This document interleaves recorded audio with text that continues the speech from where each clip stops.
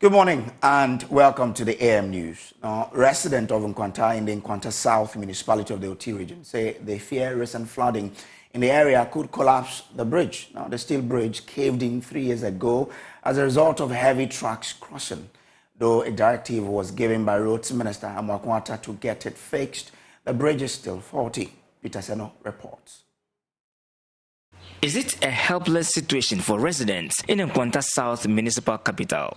Maybe yes. It has been over 3 years since the Roads Minister Nkwanta ordered for the caved-in bridge to be fixed immediately sometime in February 2020. Nothing has really been done about it till now.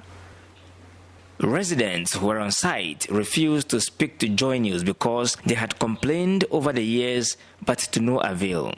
Only one man, Adam Ahmed, a driver who could not work due to the nature of the bridge, spoke to JoyNews. Minister JoyNews for Murama metimi adia boy. Ya brepa okwan so too much. Akwan ankasa enye. Me driver ni okwan. I believe if JoyNews gets involved in this, we will have some solution. I am a driver on the road, and the road is not too good.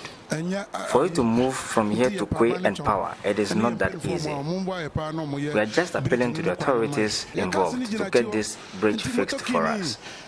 Our cars are behind. It is the tricycles that bring the loads and the passengers to us. Problem pa high. The collapsing steel bridge has also been hit by flood water a week ago, dangerously exposing the concrete works. Adjoining communities who use the bridge to access Nkwanta market on Mondays are also cut off. This would definitely have a toll on their income and other economic activities. Bright Longwa is the MC for Nkwanta South. He has been providing some explanations to JoyNews.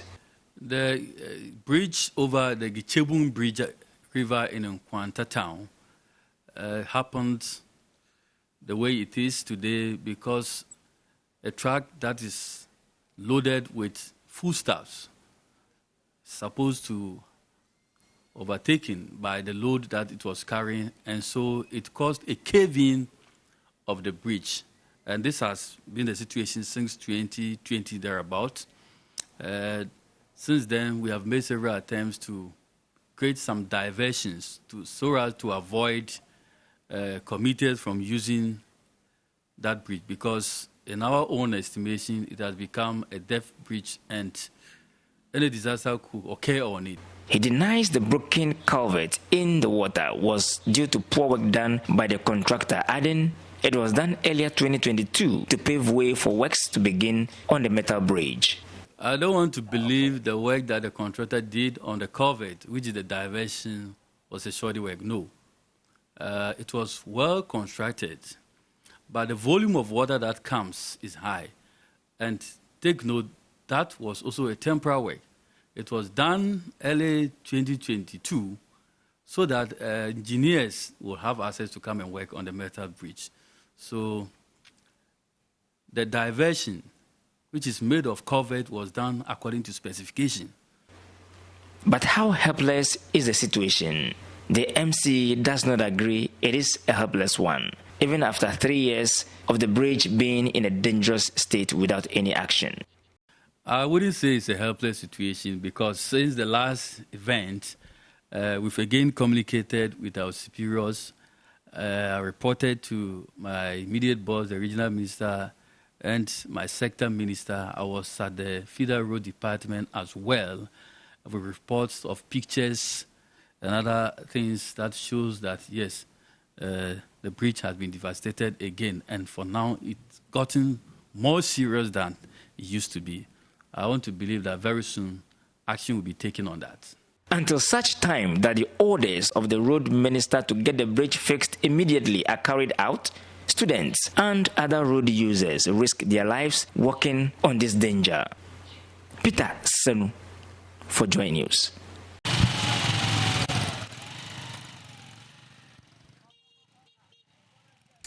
Well, the economy has been unforgiving, but for Johannes and Elijah, abject rural poverty had made it even more unbearable. The double blow of an economic crisis and rural life had done nothing to weaken their resolve to get a better life in the city. They are taking on the odd and are determined to break the vicious cycle of poverty in their families. The first in a series of inspirational stories in the midst of a biting economic crisis, dubbed Stories of Hope. Mamesi Nyameche Thompson looks at the exciting journey of Johannes and Elijah.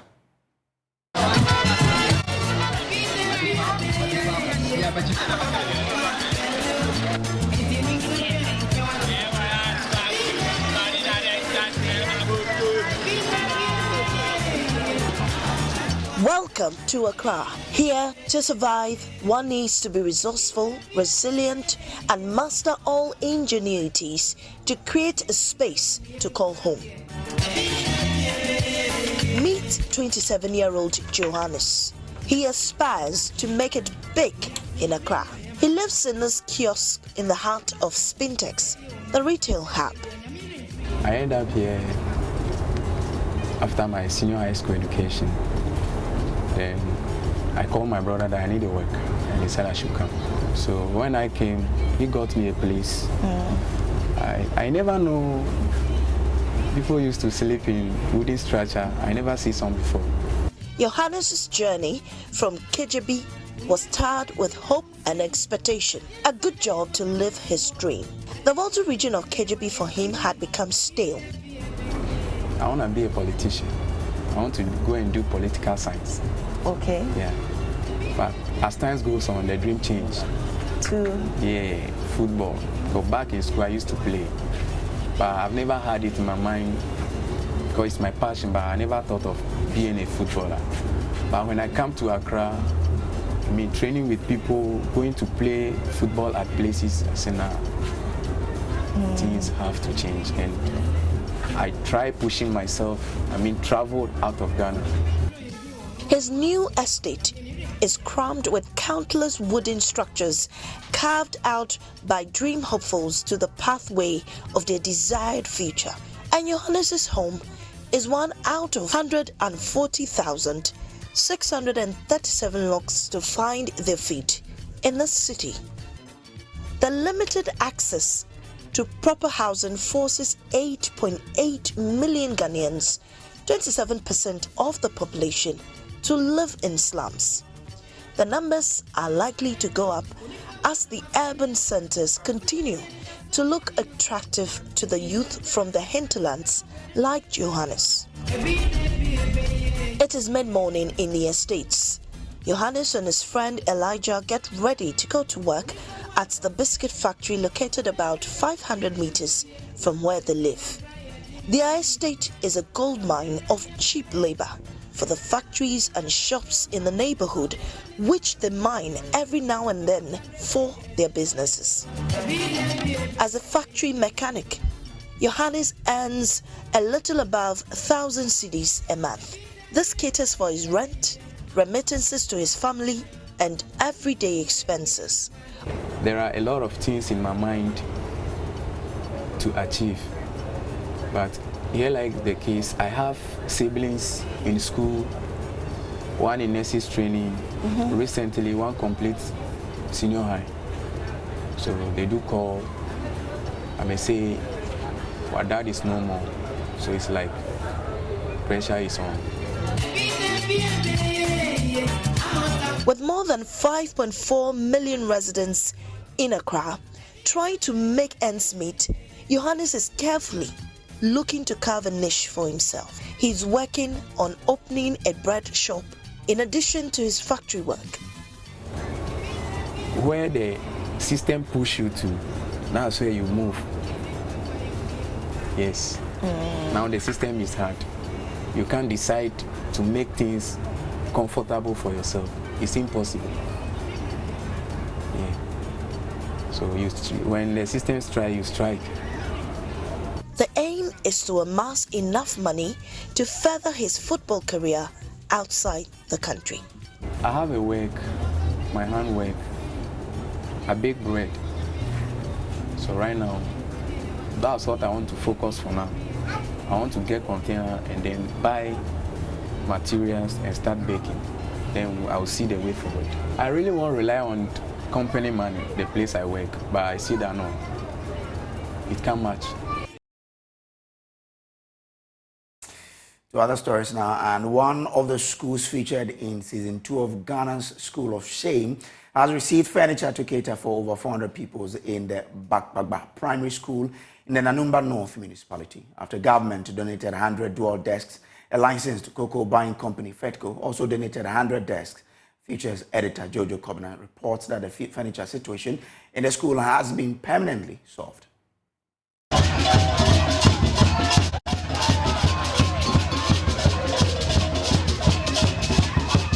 What is happening here is not a festival. The people of Bakbaba in the Nanumba North municipality are excited. For years, the majority of the children here have been without school furniture. They danced their heart out to celebrate the donation of furniture to their school. But that is the end of the story. Let's go to the beginning. The story of Bakbaba Primary started in April 2023. For years, children in Bakbaba kneel, squat, sit, or sometimes lie on their bellies because they had no furniture. Gifty Odanjo, a pupil in class 5, was compelled to come to school earlier than usual in order to get access to furniture. Access to furniture in the school is on a first-come, first-served basis. Majority of pupils improvise by squatting, lying on their bellies, or assuming weird positions on the floor just to get an education. Gifty could not take it anymore. She burst into tears as she narrated the ordeal they endure daily. As you can see, some of us don't have uniforms. Even me, I don't have any decent uniform. And we sit on the floor to learn. When it rains, we are compelled to sit in this structure. Because of its size, we are beaten by the rain. During the rainy season, whenever it rains, it links from the up there. So they have to run into a small room over there. So she coming to school to see her colleagues lying down.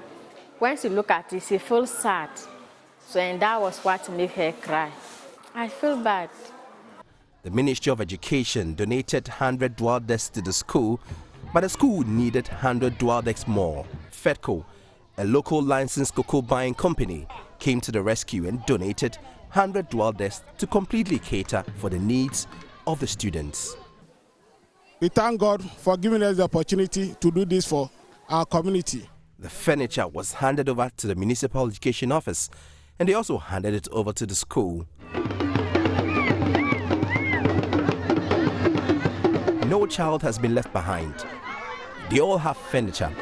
The cooperative manager of Fedco, Dr. Bernard Archibald Senyo Ajiman, advised the school to maintain the furniture. We have resolved to share our profit with the society, not only those in our catchment, but also those beyond our catchment.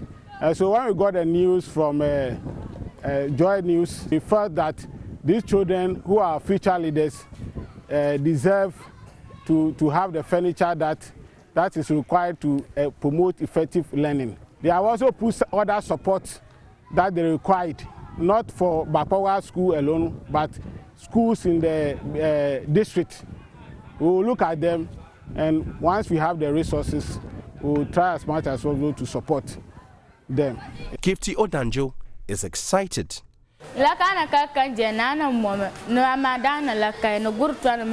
I am excited that we all have furniture. I will be happier if someone gives me a school uniform.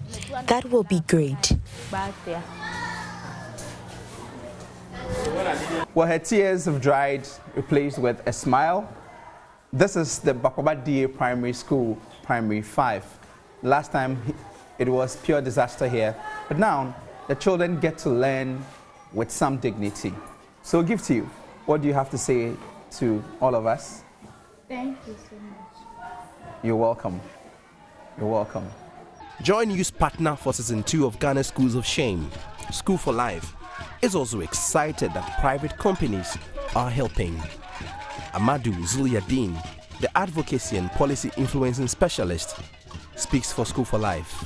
Gaps in the delivery of education includes the lack of furniture, lack of infrastructure, that's the classrooms, teaching and learning resources. And it means that the effort that we are witnessing here today can be replicated in other areas so that the furniture situation the classroom situation can actually be closed to give full meaning of education to children who are schooling in these rural areas or remote areas of Ghana. The power of a simple story. Jojo Kobna, JoyNews.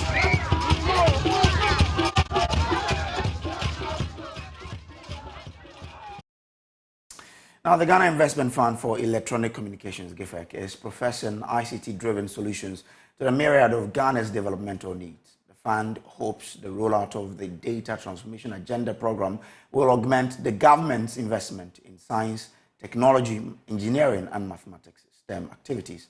There's more in this report. GIFEC, with the support of the Norwegian Agency for Development Cooperation, NORAD, the International Telecommunications Union, and Cisco, has rolled out interactive ICT-driven training programs for teachers and pupils in Ghana. Through its Digital Transformation Centers project, which began in 2021, GIFEC hopes to lead the way in helping Ghana find an antidote to its environmental, agricultural, and economic woes through ICT professed solutions. Initially designed to develop basic and intermediary ICT skills of beneficiaries, the program has trained over 1,200 children and about 180 trainers, leading to the establishment of 30 coding clubs across the country. They were introduced to STEM-made kits provided by IoT Ghana. GIFEC has adopted the phrase, "Catch them young and they shall be yours forever," to train the next generational thinkers who will use ICT to solve Ghana's issues. Chief Executive of GIFEC, Prince Osu says the time to cash in on ICT is now. The computer, all right, is a machine that basically is set up to take some instructions, right? So you tell or you code the instructions and then you're able to have the computer do what you want it to do. When we talk about coding for kids, we're basically talking about interactive, interesting, creative programs that allow us to expose the children to coding at a very early age. Interest in computing and STEM in general also increases. He spoke at a graduation program in robotics for over 30 teachers who will in turn train other beneficiaries at Nkwanta in the Ashanti region. Alex Kojo is the National Project Officer for the International Telecommunications Union. He talks about progress made so far on the coding project. What coding helps us to do is to solve our everyday problems that we see around us. Think of sanitation, transportation, all the problems we see around us, especially for us as developing countries. The role of coding and data transformation is to help use ICT to address some of these. Some beneficiary teachers shared their experience with JoyNews. We use the code to instruct the device to perform an action, a smart sensors that when you are going to a room, the room will be able to open for you. From Nkwanta in the Ashanti region for JoyNews, Ohimitiwia reporting. Chairman of the governing New Patriotic Party's election committee, Professor Mike Aaron Okwe, has issued a stern reminder to all aspirants, urging them to abstain from vote-buying activities as the party prepares for the Super Delegate Congress. Professor Okwe stresses that vote-buying constitutes a criminal offense and the party will go after anyone found culpable in such practices. With regard to vote-buying and that kind of thing, we are very mindful of such challenges in politics. Those who have the Constitution of the Republic will see that political parties can't just operate. All they do must be in accordance with democratic principles. That is a mandatory provision of our Constitution. And we will ensure that that is done. It is because of such problems that the committee has found it necessary to also ensure that you cannot bring a telephone because the telephones take pictures. It's not because of calls, it's because of pictures. To where you are going to vote, we make it an offense so that we don't have a situation whereby someone takes a picture of how he or she voted so as to go and sell it to somebody for some financial interest, whatever. So we are mindful of this, and we are doing all we can. Reminding the public also that in this good country of ours, vote buying is an offense. It's a criminal offense. If you engage in it, both the giver and the givee will face criminal consequences accordingly. And in fact, it is because we are all to go by democratic principles that we have invited you here. You are stakeholders in the democratic process, the fourth estate of the realm. And we expect you to actually help us to do what is right in this country.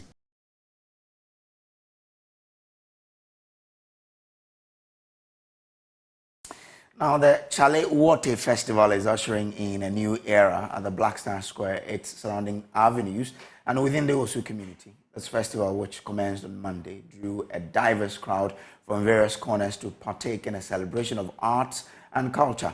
There's more in this report by Jacqueline and Somaya.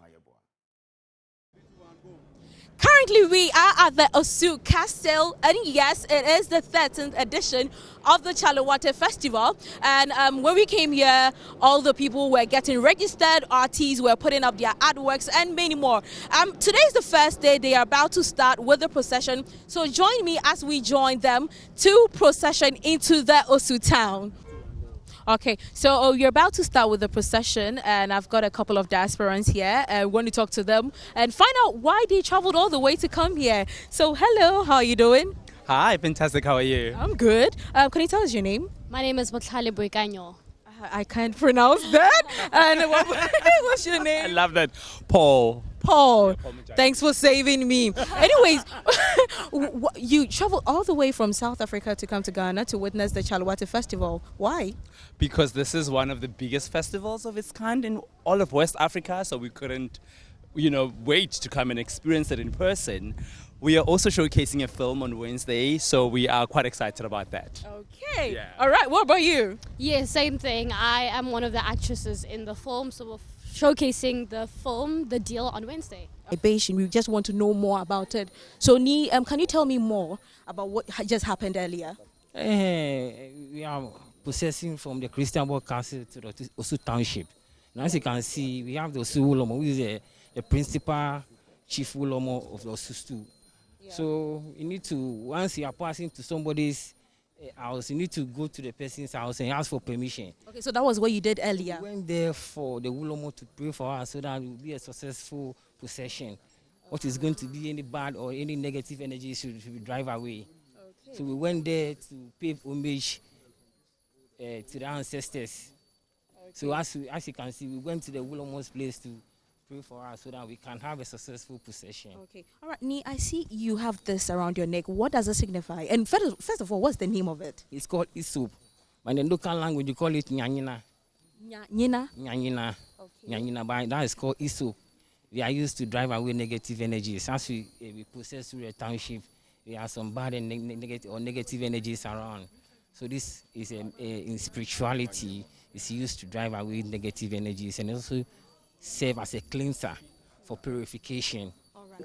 We also have Miss Bell here. Miss Bell, how are you? I'm okay. So how do you see the whole procession so far? It just started. It's spiritual and it's going well put together. Okay. Mm-hmm. All right. And what is I see you having this one. Does it mean anything to you? It's an African accessory, but yes, you can put some cleansing spirits in there. So as we are walking, if the energy doesn't feel right, you cleanse yourself. They have to pour libation. It is part of tradition that when you get there, you just have to let them know that you are passing. And secondly, the fact that maybe something bad might have happened at that intersection. That's why you can see them shaking the bells around. So it's also form part of invocation and communication. Invoking, so communicating with the spirit. Exactly, an ancestral word per se. Because as we possess They don't know any negative energies, as I said earlier on. That's why you see them ringing the bells and doing their stuff. We have Annie Sabute here, and we just ended with the procession. What next? What next is that the official ceremony has opened. The paintings are there. We're going to have a film lab today, all the way till 9 p.m. And it's going to continue like that. We have workshops, like we said. We have DJ mixes. We have what they call the Asoko music as well. But for us, it's the intellectual, exchange between the experts that we invited with our local artists to be able to see how their works interact with each other. Right, yeah. So basically, this is going to be going on for like a week long. The artists would still be here tomorrow to portray. The arts will be here from today, Tuesday, Wednesday, Thursday, Friday. And then Friday night, we take them out. Some will be here. Are there going to be different artists or? We have variety of them. A lot more of the works are still being framed. So when you come, they ask them when you come, you see a lot of work. Someone watching us right now wants to know what they should expect tomorrow. So tomorrow from 3 p.m. we will be here. And we start with live music, food, and then the movies will still commence around 3 p.m. There won't be activities in the morning? No, there wouldn't be anything in the morning. We just want to have people to relax a bit and come here in the afternoon. But we also want to tell people that they can still come for the accreditation. For vendors who want to vend, this year we subletted the vending to multimedia so they can call your channels and then do business with us. Yeah. All right, sure. And that is Ani Sabute. He's one of the members for the Chaliwate Festival. So just as you heard from him, this is the end of the procession of the day one of the Chaliwate Festival. But it's a week long. We have Tuesday, Wednesday, Thursday, Friday, Saturday, and of course Sunday where it ends. So you can still be part of the celebration. You've not been left out yet. And I can't wait to see you tomorrow right here at the Osu Castle. For JoyNews, Jacqueline and Suma Yaboa. And in studio, I am Samuel Kojo Brace. And that's how we wrap up today's bulletin. There's more news on myjoyonline.com. AM News Review is up next.